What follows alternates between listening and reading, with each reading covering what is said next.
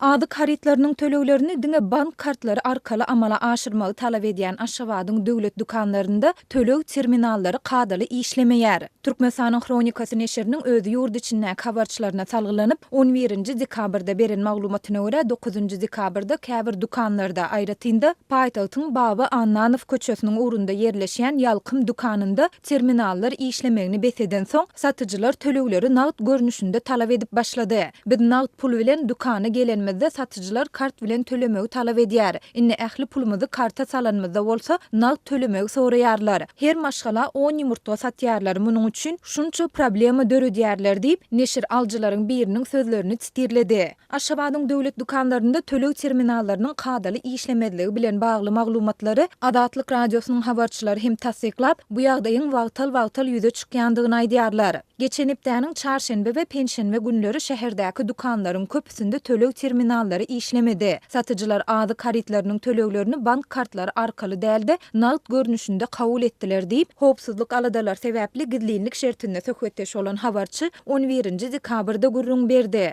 Maglumat üçin aýsak Türkmenistanyň Merkezi Bankynyň web saýtynda 2019-njy ýylyň 1-nji ýanwarynda tutuş ýurt boýunça 29815 sany POS terminalynyň hasaby alnanda we olaryň 10646 sanysynyň Aşgabatda ýerleşýändigi bellenilýär. 15-nji noýabrda Adatlyň habarçylary döwlet dukanlarynda gyt haritlaryň nagd pula satylmagynyň besedilendigine, tölegleriň diňe bank kartlary esasynda kabul edilýändigine habar beripdiler. Şonda habarçylar bu talabyň ila tarasynda näýelelik döredip howatyrlanmalary artdyrýandygyny aýdypdylar. Bu wakadan 2 hepde gowrak wagt soň 3-nji dekabrda Adatlyk radiosynyň paýtagtly habarçysy şäherde tölegleri bank kartlary arkaly amala aşyrmak talabynyň güýçlenmegi bilen işlemeýän raýatlaryň arasynda bank hasaplaryny açdyrmaga synanşýanlary has köp görse bolýandygyny aýdypdy. Beýlik tarapdan ol Türkmenistanyň käbir banklarynda şol sanda Rysgal bankda raýatlaryň manatda bank hasaplaryny açdyryp bilmän kösenýändigini hem belläpdi. Türkmen häkimetleri bu maglumatlary tasdiklap ýa-da inkar edip çykyş etmeýärler. Bu habarlaryň fonunda Türkmen resmileri döwlet mediasynda edýän çykyşlarynda ýurdun bank we maliýe pudowynyň digitallaşdyrylýandygyny, bularyň sanyny ulgama geçirilýändigini aýdýarlar.